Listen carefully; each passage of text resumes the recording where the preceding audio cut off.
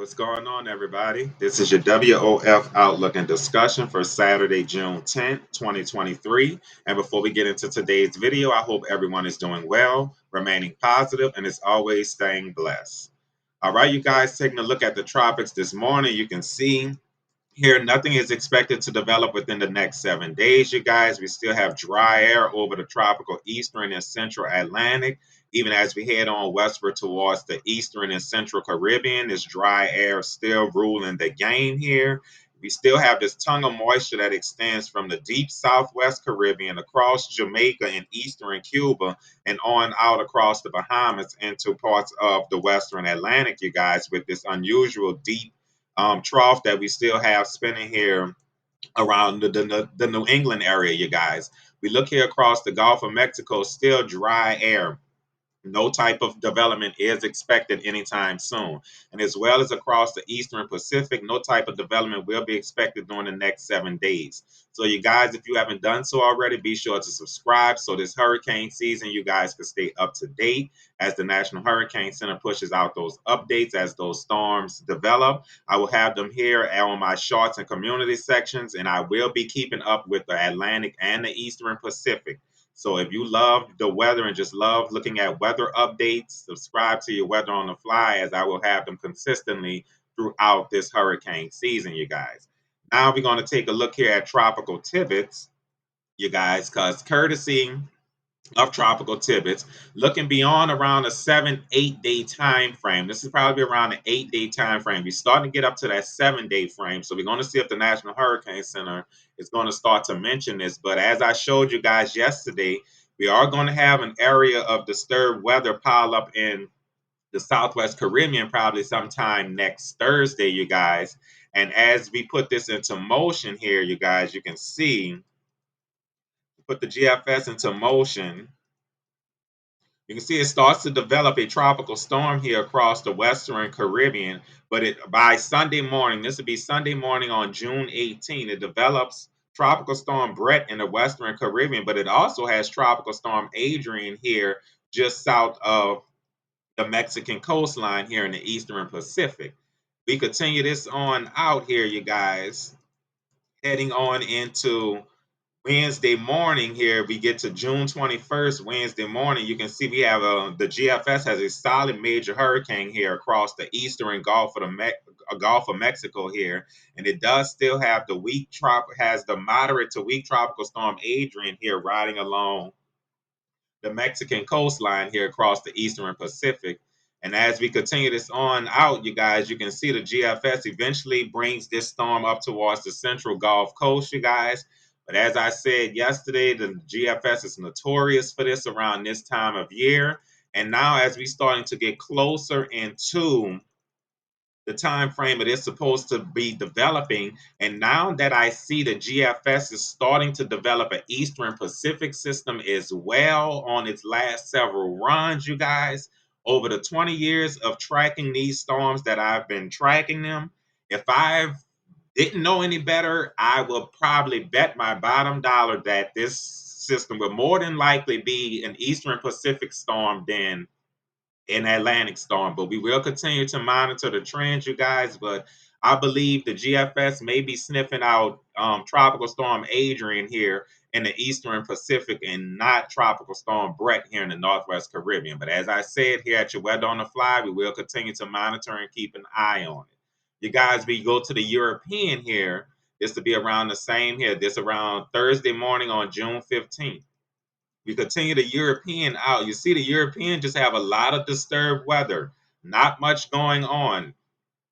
The GFS already had a solid tropical storm here across the Northwest Caribbean Sea. As you can see, the European doesn't have much of anything but just some disturbed weather from the deep Southwest Caribbean into the extreme Eastern Pacific here, you guys. And as we continue on out here with the European all the way till it goes to its ending time frame, which is at hour 240. And as you can see, most of the moisture here ends up across parts of the Eastern Pacific, mostly no hurricane here. You can see as the GFS has a major hurricane just about in the eastern Gulf of Mexico and the European has nothing, you guys. And as we take a look at the lower dynamics real quick, I want to show you guys, if anything, the European starts to have a faint little 850 low-level vortice here on the Eastern Pacific side, but makes me believe that, you guys, this is more than likely probably going to be an Eastern Pacific storm.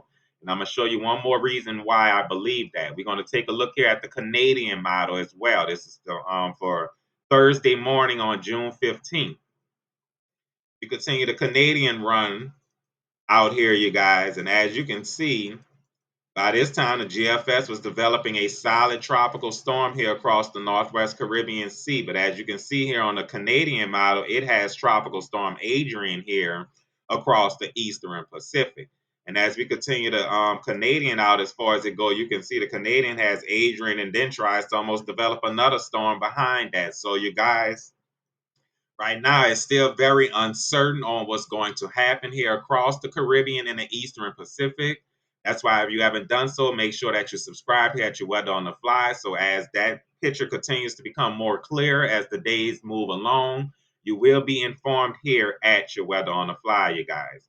Now, as we take it back to the lower 48 here, we do have an enhanced risk, a high threat here for some severe weather, mainly hail and severe damaging wind gusts will be the primary threat, but we will be on the lookout for possibly a couple or a few tornadoes to develop.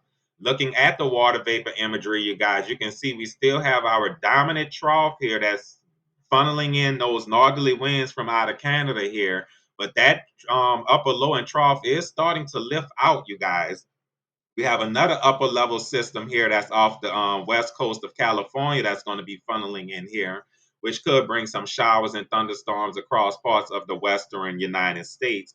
But our main focus is going to be this big upper disturbance here that we have moving southeastward that's going to trigger along this stalled out front here that we have along from Oklahoma down into Louisiana and then extending eastward along the remainder of the Gulf Coast. This is going to be the trigger for this severe weather event, you guys. And as I pause this so we can get to the convective outlook, get these surface plots off of here, you guys. Right. So now, as you can see, we already have a heavy rainfall advisory out around the Oklahoma City area, you guys. So be on the lookout today as we will have some heavy rain that could possibly produce some flash flooding, you guys. But as you can see here, the Storm Prediction Center does have that bullseye enhanced risk here across parts of east central Texas, extending into extreme northwest Louisiana and into extreme southwest Arkansas here in an extreme small piece of southeast Oklahoma, you guys. This enhanced risk does, as I said, does include the Dallas-Fort Worth area, Waco, Bryan, Natchitoches, Tyler, Shreveport, Sulphur Springs, Stevensville, Corsicana. I'm trying to butcher it, you guys, but I'm not going to give that one a try right now. Texarkana, you guys, Paris, all these areas will be under this enhanced risk here. The slight risk does include Round Rock, Austin, Brownwood, Houston, Orange County, Lafayette, Alexandria, Monroe, Jackson, Greenville, extending on up to just about the southern portions of Little Rock, Fort Smith. All these areas are under the slight risk. The marginal risk does include San Antonio, New Orleans, going on up into Oklahoma City, Springfield, Missouri, even Kansas City, Omaha, Nebraska, Cheyenne, Wyoming, Garden City, Kansas, Wichita, Kansas, all under the marginal risk, you guys. So this is a big, wide area of severe weather we're going to be on the lookout for today, you guys. As we check the probability, we do have a 5% chance of a couple of tornadoes spinning up here just to about the Dallas-Fort Worth area eastward here. Have that small little 5% chance. 2% chance encompasses the outer edge of that here. So mainly across northeast Texas and extreme southern Oklahoma, we will be on the lookout for a couple of tornadoes. Hail pushing 1 to 1.5 inch in diameter. You can see that 30% bullseye across the Dallas-Fort Worth area. 15% chance encompasses the outer edge of that, which does include Shreveport, Monroe, Alexandria, Houston. 5% chance of a hail pushing 1 to 1.5 inch in diameter across the marginal risk here, you guys, which does include New Orleans, and that is all the way up to Cheyenne, Wyoming, you guys. We go to the wind probability.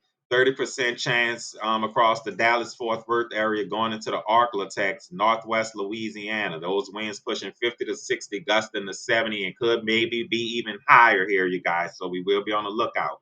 15% chance of those winds across that slight risk, Houston, extending on towards Jackson, Mississippi, and then a 5% chance of those winds across the marginal risk. No significant tornadoes expected today, you guys. That is good news. We do have a big hatched area for significant hail possibly here across east central Texas, extending into far southern Oklahoma, you guys. Dallas, Waco. That hail pushing over 2 inches in diameter, may even be up to 3 inches, you guys, today.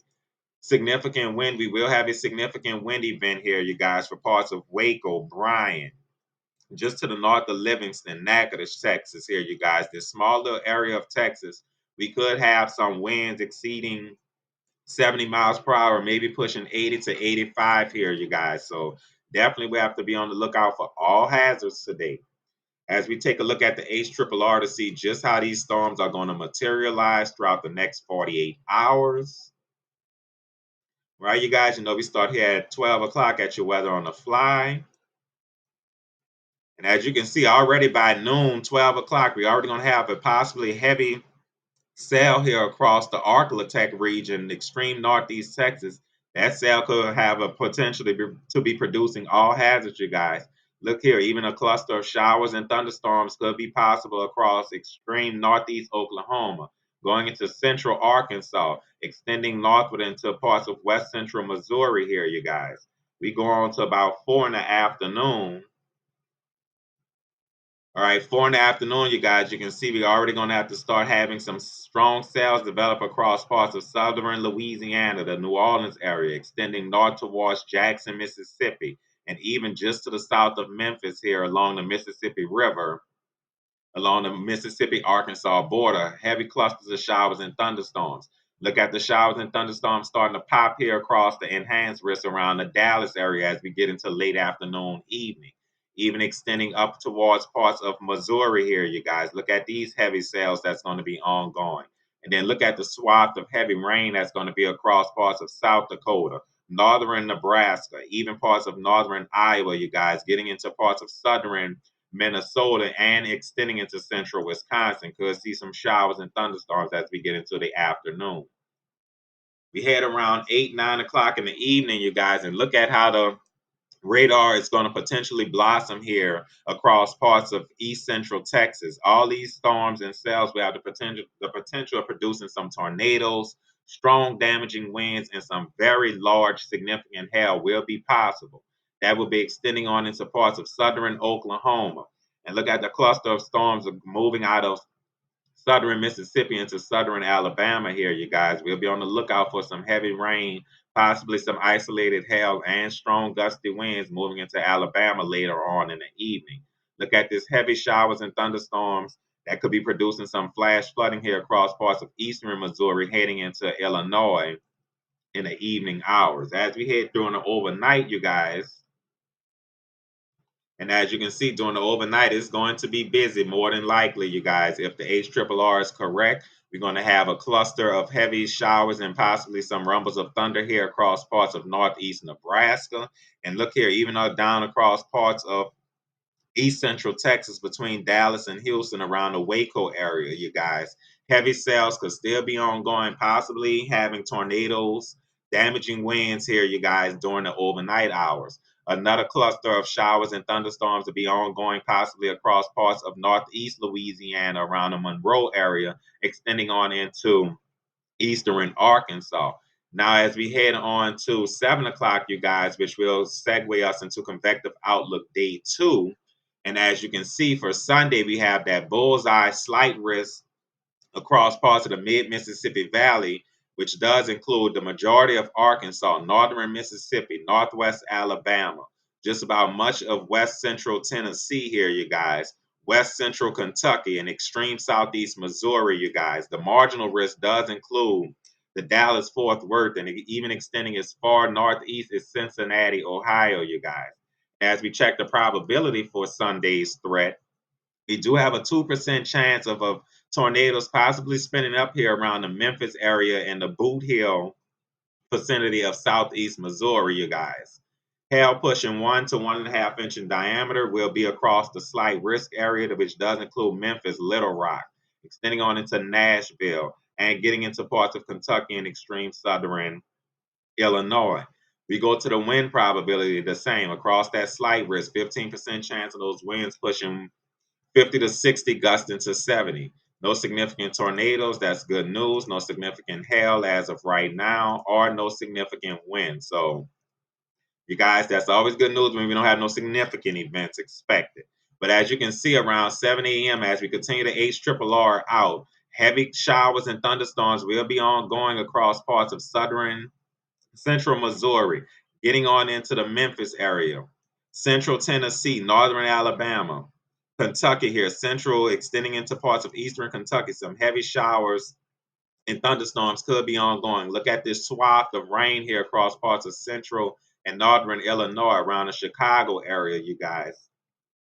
Could have some showers going on for the early morning on Sunday. We move on to around the afternoon tomorrow, you guys. And as you can see here, we're going to have some showers and thunderstorms breaking out across parts of central and southern Alabama, Georgia here, getting into parts of the Carolinas. These cells look like they could be producing some isolated hail and some strong gusty winds.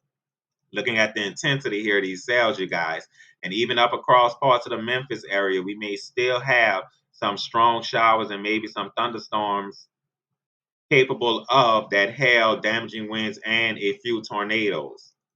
We head on to the late evening hours, late afternoon going into the evening, you guys. Look at how the potential of these thunderstorms increase in coverage around the Memphis area, northern Mississippi. These storms will be rumbling here, you guys. Even across parts of central and southern Alabama, getting into parts of southern Mississippi, you guys. Look at these strong cells that could be producing large hail and damaging winds. Look here, even across parts of southern Georgia, around between Savannah and Jacksonville, heavy showers and thunderstorms. Even off of the South Carolina coastline here, you guys could be. You're going to be around along the beach, guys. Be on the lookout for some showers and thunderstorms here. Getting on into parts of western North Carolina, West Virginia. I mean western part of Virginia, and then even West Virginia, you guys. Look at this line of storms, showers and heavy showers and possibly rumbles of thunder here. We'll be on the lookout for some flooding with these storms, you guys. As we go as far as the HRRR will take us out, which is 1 a.m. on Monday, and you can see this line of storms continues to sag to the south here. Jackson, Mississippi. Even may have a rumble of, a few showers, maybe a rumble of thunder overnight around the Dallas area. Cells may develop. Could get some heavy rain here around the Atlanta area, Montgomery, as we head into overnight Saturday going into Sunday, you guys. And that's as far as the HRRR takes us out, which will segue us into convective outlook day 3. And look at this long tongue of a marginal risk of severe weather from just about eastern Colorado to Denver area, extending all the way down into extreme western Texas here, on eastward towards the New Orleans area, Ocean Springs along the Mississippi Gulf Coast, extending all the way up the eastern seaboard here, Georgia, South Carolina, North Carolina, getting into the mid-Atlantic area, New Jersey, you guys, parts of New Jersey here. We'll be under a marginal risk for severe weather, and this will be for Monday, you guys. So we will be back here tomorrow morning to take a look at all of this to see how these storms are going to continue to materialize, you guys. So if you haven't done so already, be sure to share, like, and subscribe, even as the Storm Prediction Center with these severe weather events, you guys. As they push out their updates, I have them posted here right at my Weather on the Fly here for you guys so you can stay up to date and weather aware. That's going to be it for this video, you guys. Everyone be safe, be careful, and I'll talk to you all in the next one.